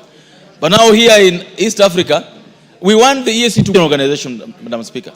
But now here in East Africa, we want the EAC to grow, but the individual countries don't want to cede a level of sovereignty. They don't want to cede powers that would see the region grow. Madam Speaker, to a level where today, as has been said, Secretariat has no money. Salaries don't get paid on time. Basic projects can't be run. There's no monitoring and evaluation. Madam Speaker, one of the main reasons that the EAC was to promote trade and regional cohesiveness and do joint investments and industrial development, Madam Speaker. Madam Speaker, today, within the framework of EAC, through circumvention, we have more products coming from India into Uganda, more products coming from China into Uganda, to a level where, Madam Speaker, I fear that Kenya for a long time was Uganda's foremost trade partner. But I fear that in the next 5 years, Madam Speaker, China will overtake us. China will overtake Kenya with these trades to Uganda. What reason? Because we are not insisting on implementing the ethos. Madam Speaker, the most important thing for Kenya is that Kenya has borne the brand of the EAC innovation process without any benefits, Madam Speaker. If you look at the trade figures today, Madam Speaker, you realize that Uganda is growing, Tanzania is growing, but Kenya keeps going down in terms of our trade balance with Uganda and Tanzania keeps going down. Yet, in terms of contributions, in terms of what membership of EAC is not there.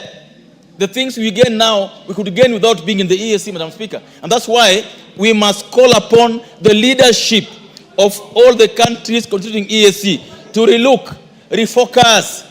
Can we, in a way, try to imagine what did our forefathers want us to achieve? What did we set out for ourselves to achieve, Madam Speaker?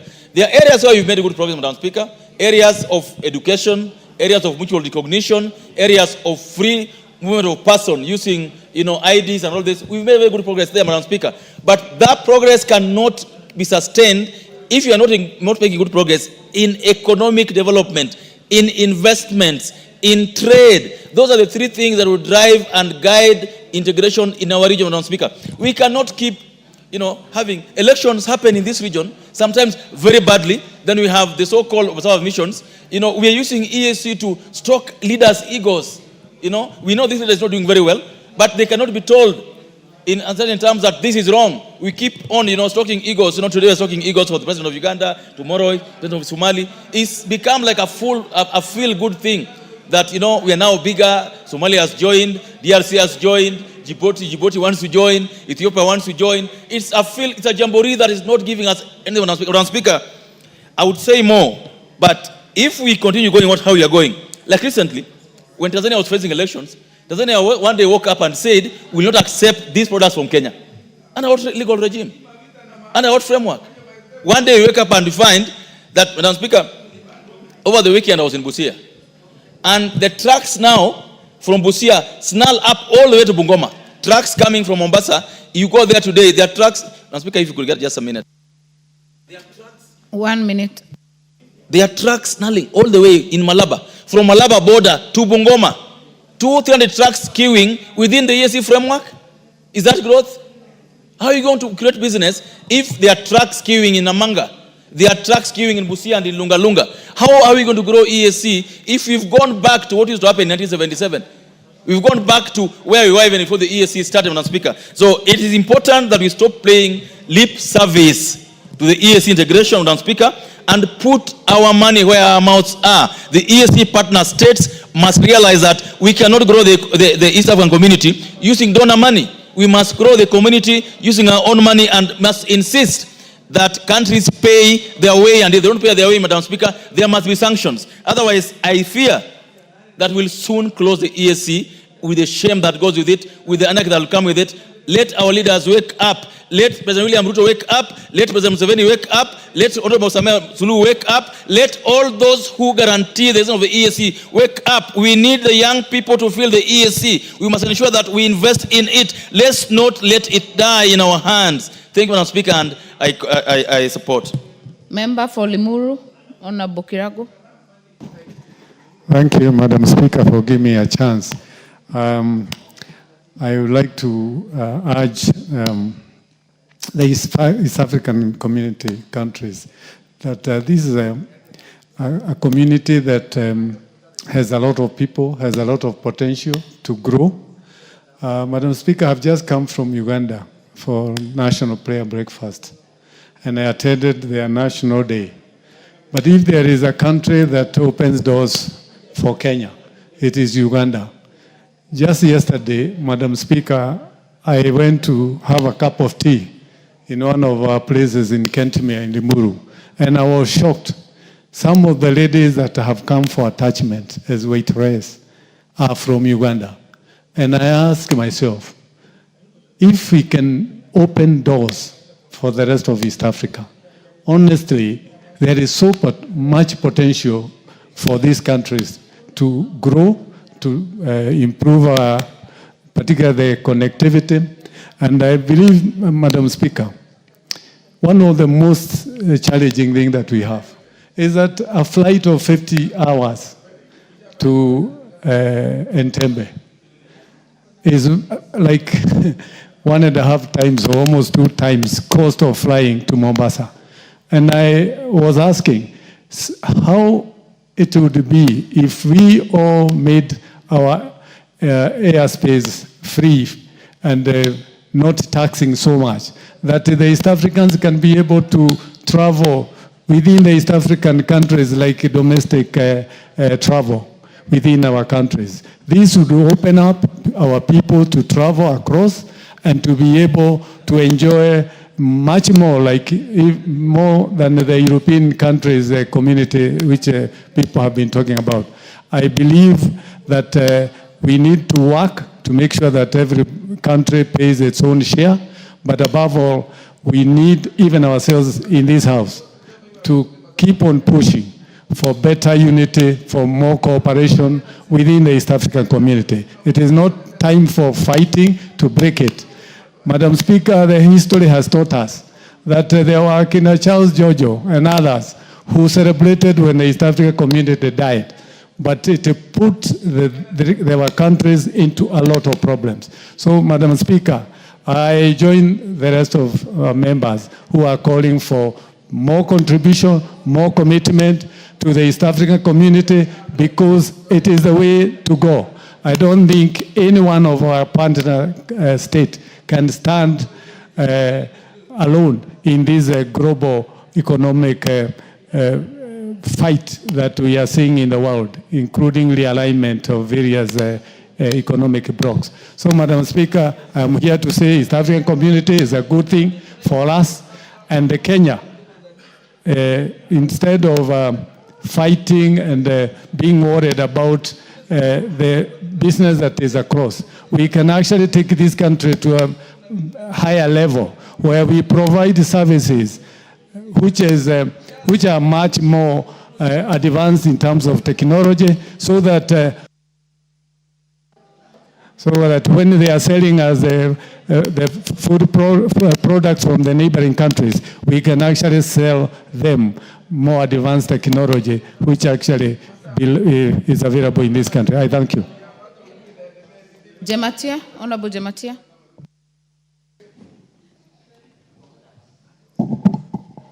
Thank you so much, Madam Speaker. I want to thank the committee led by my friend, Honorable Rene, for this good report on East Africa. I want to, from the onset, Madam Speaker, I want to declare that I was a member of parliament in East Africa, and I vividly understand most of the challenges and most of the achievements that East Africa can give us if we embrace it positively. And I also want to thank the committee because of highlighting most of the positives and the negative challenges that we are facing now or currently EAC. And I want to believe these are things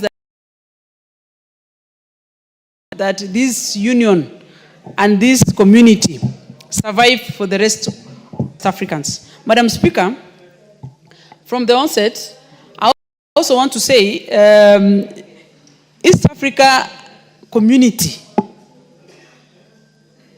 which was started long time ago,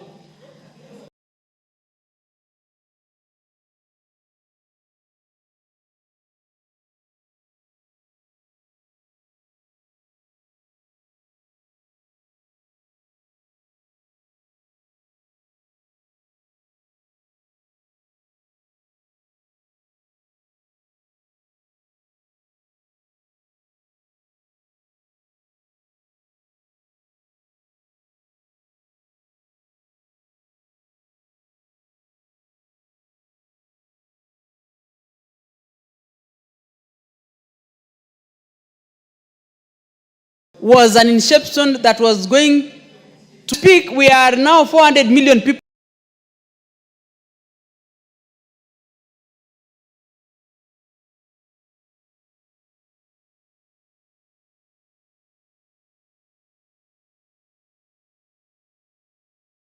Billion people. If we can consider this as a positive challenge for all of us to organize ourselves in terms of governments and EAC leading, because so far EAC is the only bloc that has proper structures that are able to even have a good legislative arm that is able to transact day to day. Madam Speaker, through the Treaty of EAC, we can do a lot of things as East Africans, specifically trade. And we can also run the secretariat in day to day through subscription of member states. And if it's, in our opinion, at one point I was even suggesting that if members who are coming, who join late times, except Kenya, Uganda, and Tanzania, we can probably contribute more and have more veto so that we are able to manage this center of the EAC. Because we cannot allow it, Madam Speaker, that we are, at this point in time, we just want to let this EAC community just whistle away. Because if you can imagine the benefit that you can have in terms of currency, we have already had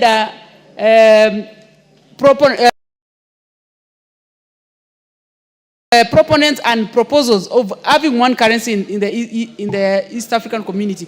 This is going to give us a lot of opportunity to trade freely, to contribute with a very positive leverage for all of us so that we are able to grow together. Madam Speaker, reason why we have a lot of challenges is because maybe we need to have the 3 member states who are the first owners of EAC to be given opportunity to run the show by contributing better and help these other members who are coming so that we are able to organize the community properly. If you look at what is happening now is that for lack of continuation of and good time of contribution and of the subscription, Madam Speaker, we realize everything is lacking. Day-to-day activities is not, and this is going to affect the consolidation of East Africa. For me, I support what the report is saying, and we want to urge the leadership of EAC to come together and make sure EAC functions properly. Thank you, Madam Speaker. Very well. There being no more interest on this matter, I'll call the mover to reply.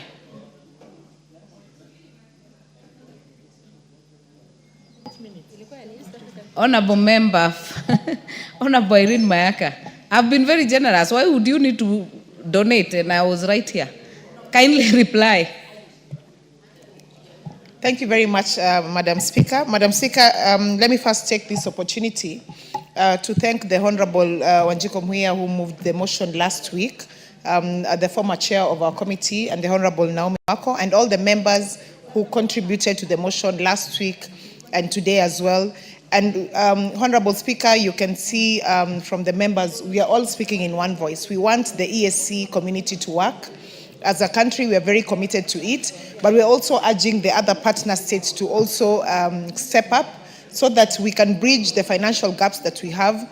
And Honorable Speaker, it's very sad when we hear our colleagues in Yala have not received salary for 3 months.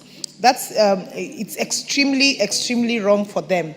And therefore, Honorable Speaker, I just want to let the honorable members know that after this, as a committee, we are determined to have a meeting with the Yala Budget Committee, and as well as the other members of the Regional Integration Committee from the other partner states, so that we can work together and ensure that we actually give this EAC a better lifeline, better commitment, and better strengthening ability from us as legislators. With those few remarks, I beg to move. I thank you. You beg to reply. Thank you, Honorable Speaker. With those few remarks, I beg to reply. Thank you. Very well. Honorable members, I therefore put the question that this House adopts the report of the Select Committee on Regional Integration on its consideration of reports of the East African Legislative Assembly at the 4th meeting of the 2nd session of the 5th Assembly, laid on the table of the House on Wednesday, 24th September 2025.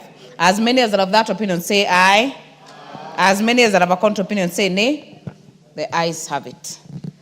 Next order. Order number 9, motion, consideration of sessional paper number 5 of 2024 on the National Green Fiscal Incentives Policy Framework. Is it the chairperson, Departmental Committee on Environment, Forestry and Mining?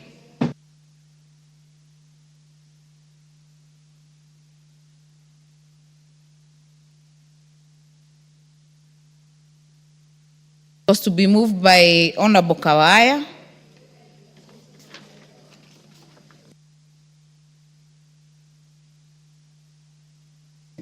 All right, we will defer that order. We'll go to the next order. Order number 10, the Tea Amendment Bill, Senate Bill number 1 of 2023, second reading. This co-sponsor for this bill is the member, Honorable Brighton Yegon. Are you in the House? If not, we will defer it. Next order. Order number 11, the Maternal, Newborn and Child Health Bill, Senate Bill number 17 of 2023, second reading.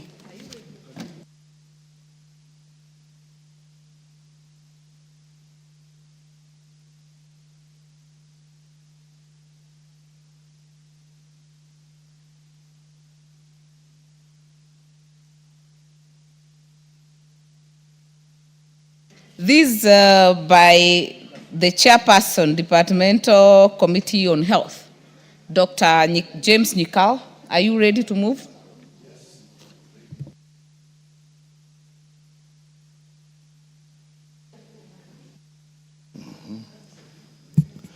Thank you, Madam Speaker. Madam Speaker, I rise to move the Maternal and Newborn Child Health Bill of 2023, the Senate Bill number 17 of 2023. Madam Speaker, I wish to begin by thanking the members of our committee, which I have the honor to chair, for the invaluable support and in the consideration and the preparation of the committee's report on this bill. Madam Speaker, the Maternal and Child Health Bill 2023, Senate Bill number 17 of 2023, was sponsored by Senator Beatrice Ogola in the Senate and co-sponsored by the Departmental Committee on Health in the National Assembly and was published on the 5th May 2023. The bill was read the first time in the House on 12th November 2024 and thereafter was committed to the Departmental Committee on Health for consideration and reporting to the House pursuant to the provision of Standing Order 127. Madam Speaker, the principal object of this bill is to provide for a coordinated system for the delivery of quality maternal, newborn, and child health services to ensure effective response to maternal and child health, morbidity, and mortality, and establish a framework that facilitates the attainment of the right to health for mothers and children. The bill therefore seeks to strengthen access to quality health care and to promote the realization of the right to health for mothers, newborns, and children across the country. Madam Speaker, why this is necessary is in the area of child health and maternal health. This country has made a lot of improvement, particularly in child health. The data for child health has improved considerably. If you look at the area of infant mortality, children that are dying before the age of 1 year, we have done well. We have moved from a very high figure in the year around 2000, when it was over 100, to actually now 34 per 1,000 live births. That is a big movement. And in neonatal death, we have also done well. We moved from a figure when it was over 50 and 2005, about 33, and now we are down to 21. That has not moved as much as the infant mortality and under 5 mortality. However, there is a concern.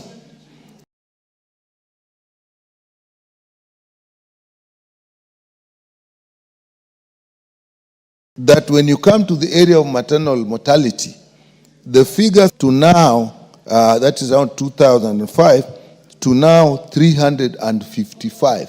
And Madam Speaker, that is actually in the region of countries that are not doing as well in child health as Kenya. And when we find that where is the area is around the time of delivery, and the main problem is the death of women during or soon after delivery related to bleeding. But it's also linked because however we have done well with children, but again we have reached a position with children that we are not moving any further. However much effort we are putting, we are not moving any further. But now what we find with that in this country is the area to deal with the first year of death, infant mortality, is actually neonatal deaths. Those are children who die within the first 28 days of their life. So why then we link maternal and child health? Because the deaths that occur in the first 28 days of life are linked to the circumstances around delivery. So that if a mother bleeds profusely and dies, chances are the child may also die. If they bleed before, the child may also die. If it is premature delivery, the child may also die. So it is important, therefore, that we put into place, and therefore in also looking after the children.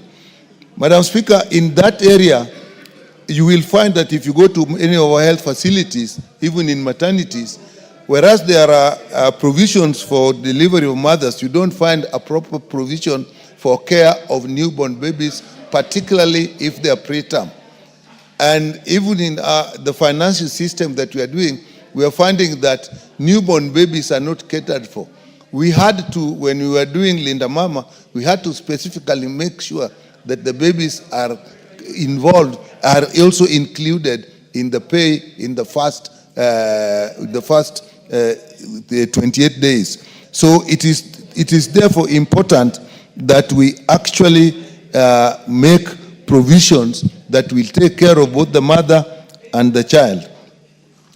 Madam Speaker, the bill itself is divided into 6 parts, and it has preliminary provisions which include the interpretation of key terms, objects, guiding principles such as equity, inclusivity in service delivery.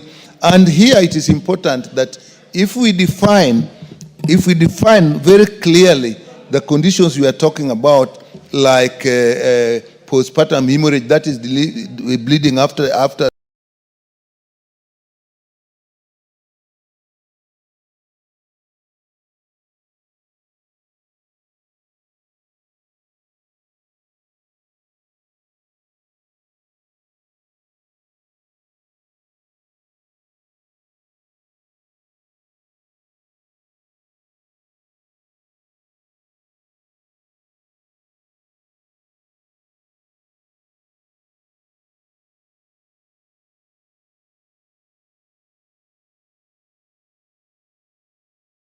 birth.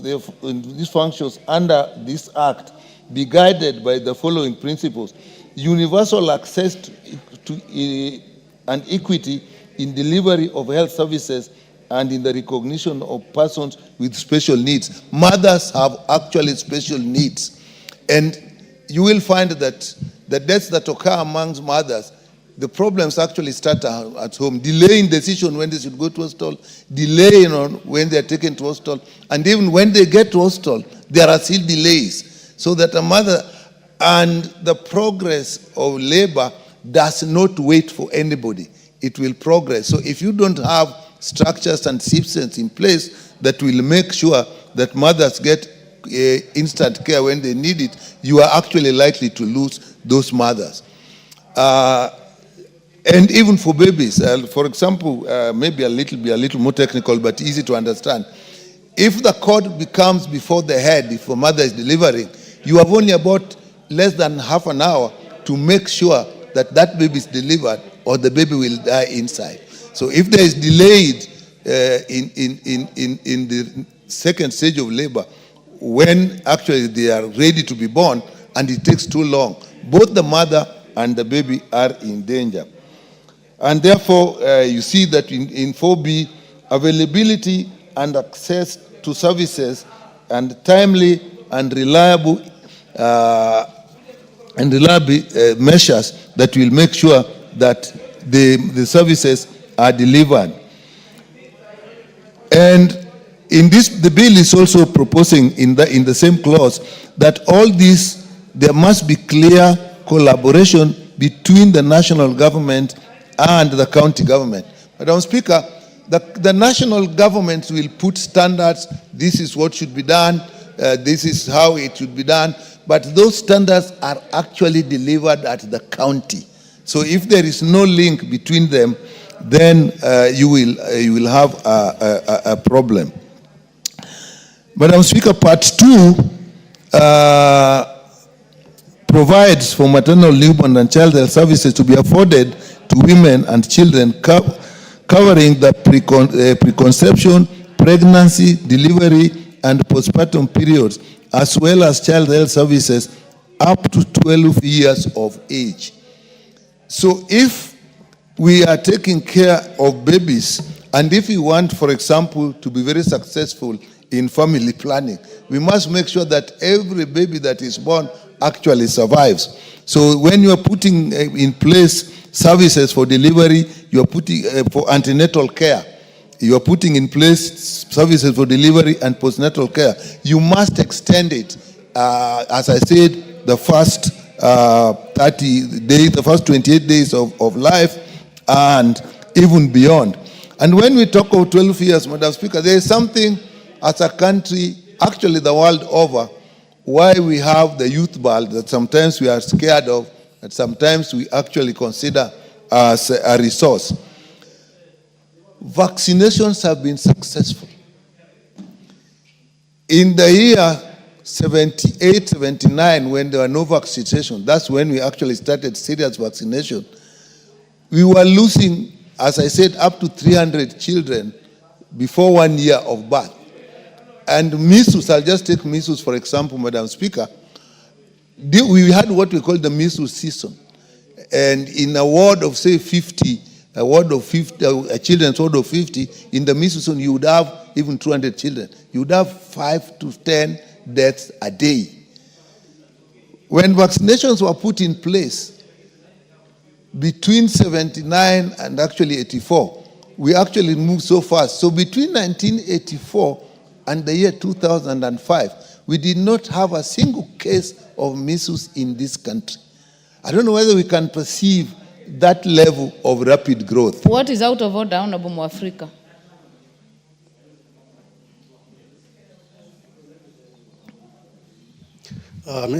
Madam Speaker, I want to request Honorable Nyikal if he can clarify that he said that we were losing 300 children before 1 year. If you can clarify what it means, kindly. Okay. Okay, I'll not be very technical. So before attaining 1 year of age. Maybe, before attaining 1 year of age. So basically, that is what we call infant mortality. So it is a measure of how well our system is working. So that if a child is born, the chance of that child living up to 1 year is a good measure of how well our services are working. And that's why I was saying many years back, going back to as far as 2005 or even beyond, you would have that when 1,000 children were born, by the end of 1 year, 300 will have died because of sickness, because of mainly sicknesses that can be prevented by vaccination. And now we have improved vaccination, and now we are down to 34. And that is why you have very many young people.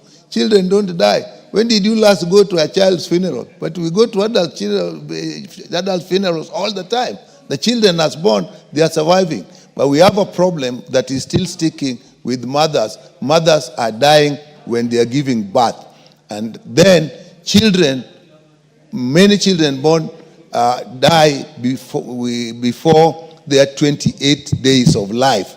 And however much we try, we are not being successful there. Therefore, this bill seeks to put into place structures that take care of the mother from the time she's pregnant to the time she's in labor, to the time the baby is delivered, to first 28 days, and then up to 1 year. Another measure is 5 years. There we have done very well. So that is what this bill is all about.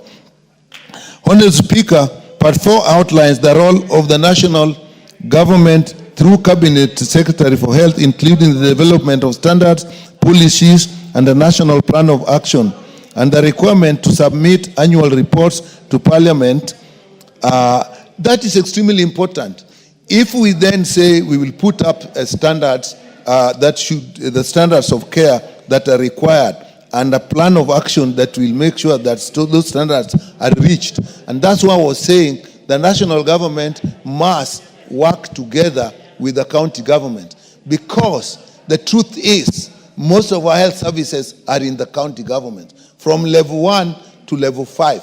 If you take level 6, we are talking of less than 20 hospitals, and that's what the national government in reality takes care of.